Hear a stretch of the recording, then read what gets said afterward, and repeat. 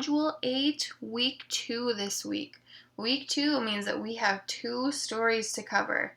And since it is a short week, since we didn't have school Monday, we're going to kind of squish it into 4 days.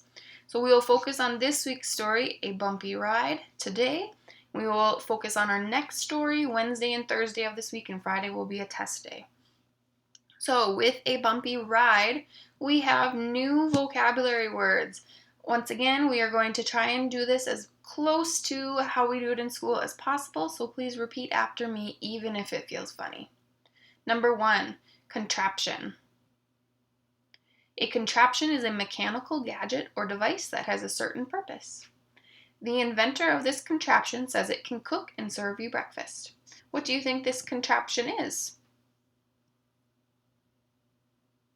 Number 2, quest. If you go on a quest, you go in search of something important to you. The princess went on a quest for the famous golden shield. So it's kind of like an important adventure or an important trip. Number 3, craze. If there is a craze for something, it is very popular for a period of time. That toy is sold out because there is such a craze for it right now. Can you think of something that might be a craze right now? Number 4, our last word, we have had this word in a previous module, era. An era is a period of time in history. During an earlier era, the only way for Americans to get to Europe was by boat. When do you think this era was? Do you think it was recent or do you think it was a long time ago? Okay, so those are our vocabulary words for today. You do have a worksheet on it in your packet, but your very first worksheet focuses on prefixes and suffixes. So let's see. Oh, here it is.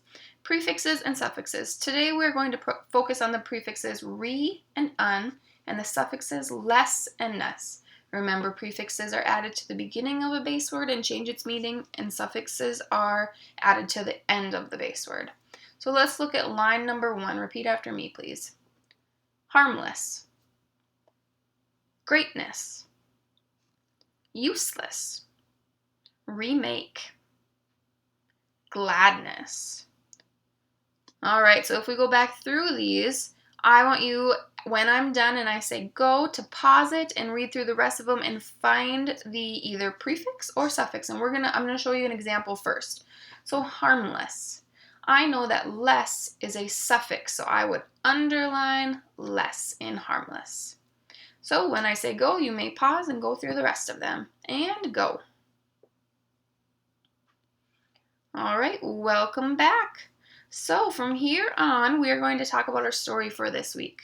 It is a book called A Bumpy Ride. Looking at our cover here, what do you think A Bumpy Ride is about? Maybe it's about a wheel, or maybe it's about a bicycle. Let's keep reading and find out. A Bumpy Ride is an informational text. It gives facts and examples about a topic. So our topic may be about a wheel or a bicycle. Authors of informational text may present their ideas in sequential or chronological order, or they may organize their ideas by stating a problem and explaining its solution, or explaining causes and effects, and these are all text structures. Informational texts include visuals, such as illustrations, and timelines, and those are graphic features that we may be talking about as well. So let's take a moment and read a little bit about background knowledge for our story. So, here it is. Okay, bicycle racing. So if you were going to a bicycle race, or if you were in bicycle racing, what do you think would have to have had happen in the past for you to be there? Well, I think step 1, you'd have to invent the bicycle. Step 2, you'd have to use bicycles to get from one place to another. And step 3, see who can go the fastest. So again, I want you to pause this when I say go and read through all about the history of bicycle racing and how it got started. And go. All right, welcome back. Your last page that you are going to focus on has to do with text structure. So let's talk about our anchor chart here. When we talk about text structure, we have 4 main text structures. We have comparison contrast, comparing how things are different and how they are alike. We have cause and effect, and authors often use cause and effect when they explain what happened and why it happened. Then we also have sequence, first, next, and last, listing things in chronological order in the way that they happened.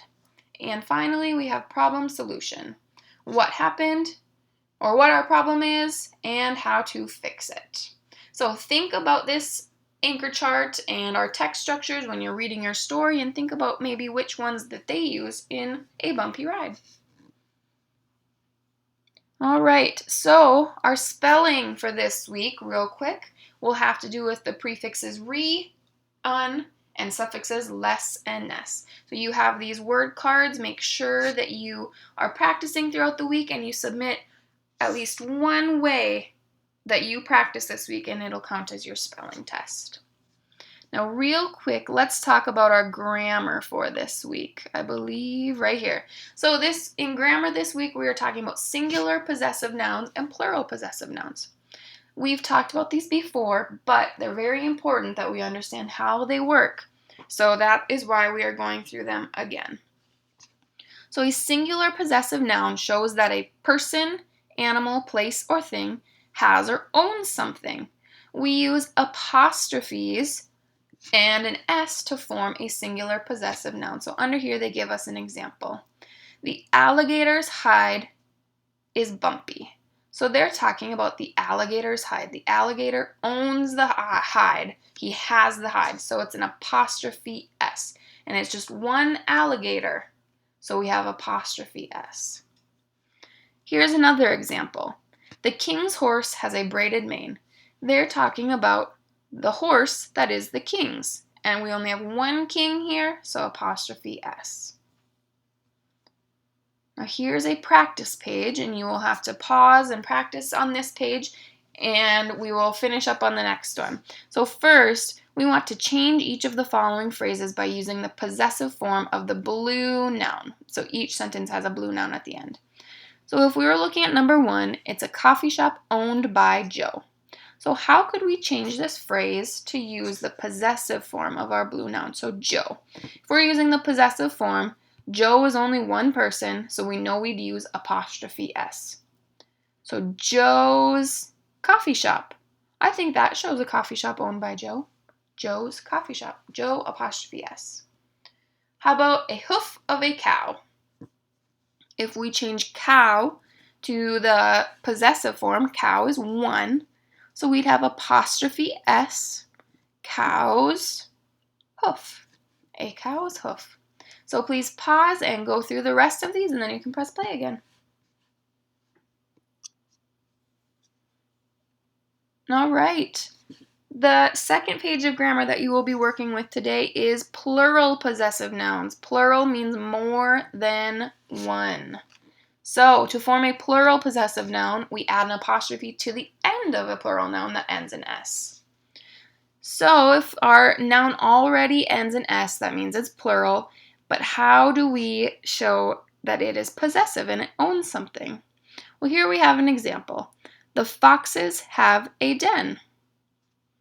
Well, we're showing ownership of the den, so it is the fox's den. We put that apostrophe at the end of the S, after the S, because it is already plural, but we are showing ownership of the den.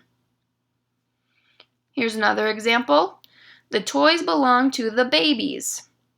Well, we could turn this around and say they are the babies' toys. We have apostrophe S because babies is already plural, and we are showing that the babies own the toys. But what if we have a plural noun that doesn't end in S? So here we have irregular plurals, which we have practiced. The women have a club. It is the women's club. we just add apostrophe S. Here's another example. The tails belonging to the mice are long. The mice's tails are long. So apostrophe S because mice does not end in S. Here's another practice page. So you're going to do the same thing as we did before and change the following phrases by using the possessive form of the blue noun. And tell whether you added an apostrophe or an apostrophe plus an S. Number 1, the books belong to the children. So how could we change this around? I could add, I know this doesn't end in an S already, so I know I'll probably add an apostrophe S. The children's books. So take a moment and pause, and you can finish the rest of these. All right, welcome back. That is all we have for today. So remember, you have a bumpy ride and 3 pages to do. I will give you a preview here. Here's the first page, page 175. The second page is with our vocabulary words, page 176. And last, text structure, just for today, 177. So make sure you use your anchor charts for text structure if you need, and let me know if you have any questions. Thank you.